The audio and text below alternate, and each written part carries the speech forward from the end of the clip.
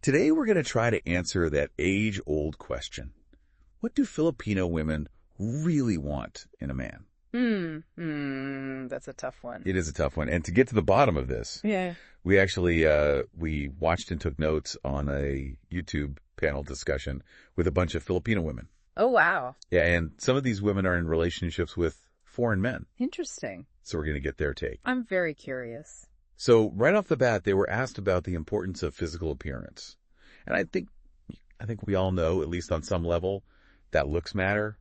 But how much do they really matter? Yeah, how much? And it turns out it's a little bit more nuanced than give me the tallest, darkest, most handsome man in the room. Yeah. So while they all agreed that, yes, looks do play a role, it wasn't the be-all and end-all. They weren't looking for a male model or anything. It was more about being presentable. Taking care of yourself. Exactly. And more importantly, having a good heart. Kindness goes a long way. And here's the big one. And this was huge E in the panel discussion. Respect for Filipino culture. Okay, that makes sense. Right. You're coming into maybe a different culture. You gotta be cool with that.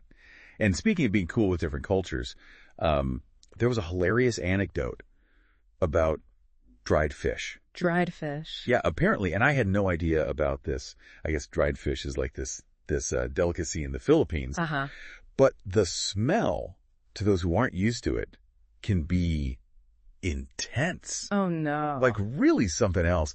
And one woman joked about how her foreign partner practically ran into the garden to escape the aroma. It's like that in any culture. I feel like there's something that another culture's going to be like, whoa, what's that smell? 100%. Yeah. So, it's a lighthearted moment. But it does bring up a good point. Like, imagine trying to hide your love of, I don't know, stinky cheese from a partner. Yeah, right. It's just not going to work. Not going to work. Relationships thrive on authenticity. And speaking of things that might take some understanding, the age gap discussion was, ooh, here we go. Yeah, it got interesting. So the women, generally, not all of them, but generally, they said they preferred older men. Older men. And we're not just talking a couple years older, we're talking significantly older in some cases. Okay, so what is it about older men that they find attractive? Well, they brought up things like maturity, stability, financial security came up a few times. Yeah, those are definitely qualities that are often associated with someone who's a little bit older, maybe has a little bit more life experience. Exactly. And then one woman, she had this analogy, the shopping mall analogy, which I thought was just brilliant. Okay. So she was comparing finding a partner to navigating a multi-level shopping mall. Right? So each level represents a desirable quality. Like maybe on the first floor, you've got, has a good job. Okay. Second floor, good looking. Right. Third floor, helps with the chores. You get the picture. I get it, yeah. So as you go higher and higher in the mall, the harder it becomes to find that perfect man, right? The one who checks all the boxes on every single floor. But here's the kicker. When the roles were reversed, the men in their lives, they were content with way fewer floors. Oh, interesting. Right. Maybe they grab a snack on the first floor and they're like, all right, I'm good. Let's go. That's so funny. It's a really good analogy. Isn't it? Yeah. It makes you think, doesn't it? It does. It makes you think, are there different pressures on men and women when it comes to relationships? 100%. Like what's considered successful for a man versus a woman for finding a partner? Totally different, probably. Right. And it's not just about like those more superficial things either. These women, they wanted substance. Especially when it came to communication and emotional connection. Okay. Yeah, tell me more about that. What did they say about communication? So they were really big on open and honest communication. That's always important. Right. Yeah. Especially when you're navigating cultural differences. Of course. Or, if you have any personal sensitivities. And they even talked about this concept called tampo. Are you familiar with tampo? I'm not familiar with tampo. Okay, so tampo, it's like this uniquely Filipino concept. But to be honest, I think it's something we can all relate to on some level. It's kind of like, imagine you need some reassurance from your partner. Okay. But you don't want to just come out and ask for it. Right. So you kind of withdraw a bit emotionally. Oh, I see. Get a little quiet. Maybe you give them the silent treatment, hoping they'll pick up on those subtle cues. Yeah, like, please figure it out. Exactly. Read my mind a little bit here. Yeah. And the women on the panel, they talked about how important it is for partners to kind of understand and navigate these unspoken emotional needs. So it's about being emotionally intelligent, being in tune with your partner. Yes. And honestly, Even if you've never heard the word tampo before, I guarantee you we've all experienced it. Oh, absolutely. Or something similar to it in our own relationships. It just highlights how important it is to really pay attention to your partner's emotional state. Be present. Right. And be able to respond to their needs with sensitivity. Exactly. Couldn't agree more.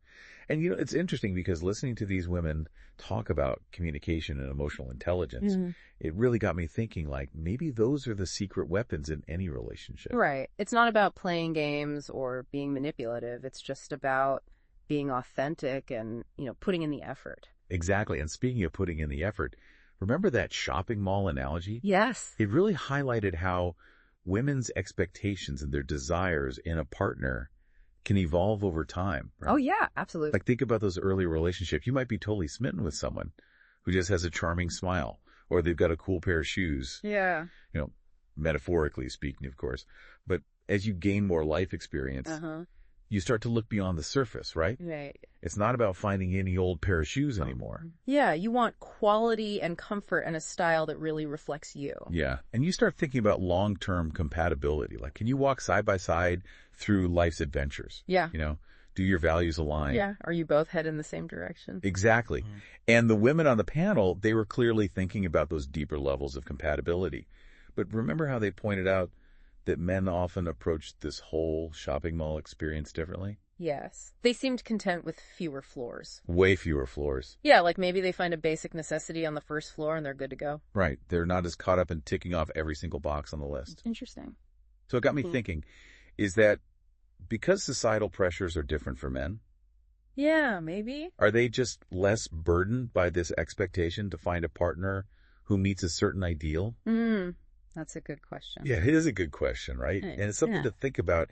And these conversations are so valuable because they help us to challenge those assumptions and understand the nuances of how different people approach love and partnership. Absolutely. And it's not about saying one way is right or wrong. It's just about acknowledging that there are different paths and different priorities. Yes. And ultimately, it's about finding someone who aligns with your values and your vision for a relationship. Yeah, beautifully said. And, you know, even with those different approaches to that shopping mall analogy, there were some common threads that emerged. Oh, for sure. Like honesty about physical attraction. Yes.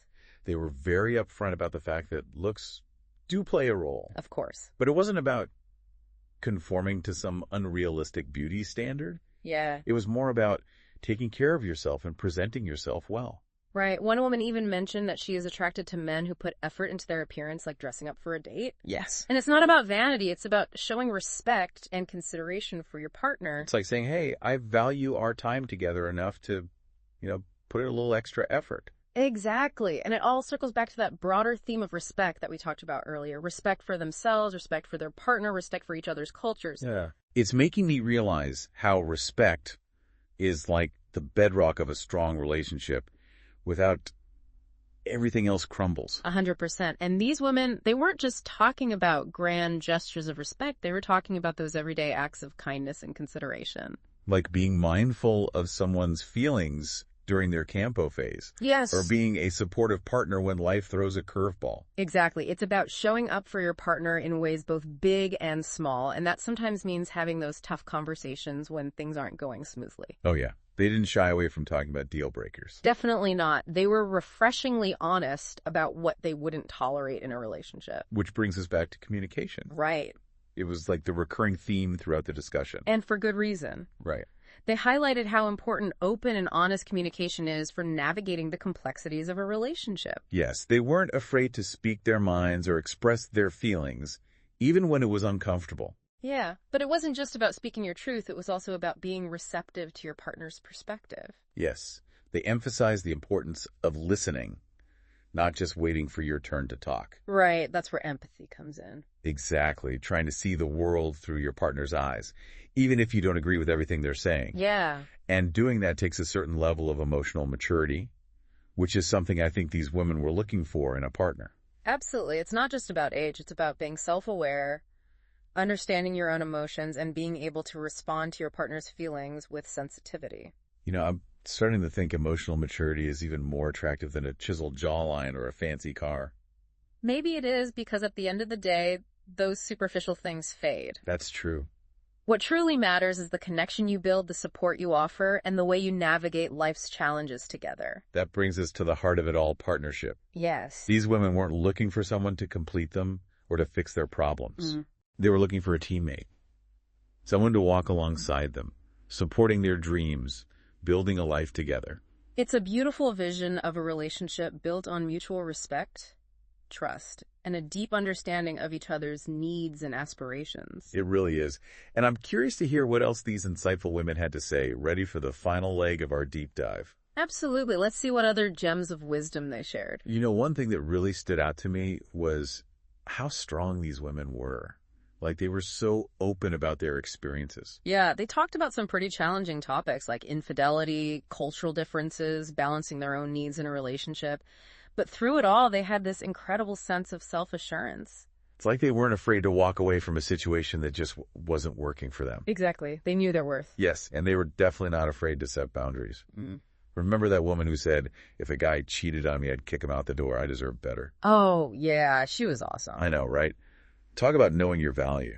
It really highlights the importance of building a relationship on mutual respect and equality. 100%. These women, they weren't looking for someone to rescue them or to solve all their problems. Right. They wanted a partner who would stand beside them. Yes. Support their dreams, celebrate their independence. It's like that saying, a strong woman stands on her own 2 feet, but she doesn't mind a hand to hold.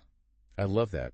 And it's not just about being strong and independent. It's also about being vulnerable and open about their struggles. Yeah, their honesty was so refreshing. They talked about dealing with pampo, navigating cultural differences, right, all those messy real-life things that come up in relationships. And they did it with such grace and humor. I know. It made it feel relatable. Like, hey, we've all been there. It created a space for genuine connection and understanding. Yeah, it's like they were saying it's okay to not be perfect. Yeah. You know, to have moments of weakness, to need reassurance. Exactly. It all comes back to that emotional maturity.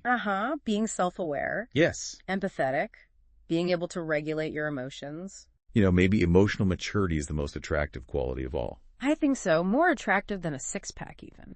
Okay, you've convinced me. So we've covered a lot of ground here. We talked about respect, communication, emotional connection, cultural sensitivity, that interesting Tampo concept, and of course that iconic shopping mall analogy. We really have, but I think the biggest takeaway for me, and hopefully for our listeners, is that these women, they were looking for partnership. Yes, not just a fling, not just a good time, but a true teammate, someone to share the journey with. Someone to laugh with, cry with, support each other through all of life's ups and downs. It's a beautiful vision, and while this conversation focused specifically on Filipino women, I think a lot of the qualities they described are universal. Oh, absolutely. Respect, honesty, open communication, emotional maturity, partnership. Those are the building blocks of any healthy relationship. So well said. And it leaves me with one final thought-provoking question for our listeners. We heard the women's perspective on finding a partner, their shopping mall analogy, but what if men were to create their own WN version? What floors would be most important to them? That's a good question. It is something to think about. And it's a reminder that these conversations about love and partnership and what we truly value are never ending. So true. So keep exploring, keep learning, and keep those hearts open. Thanks for joining us on this deep dive.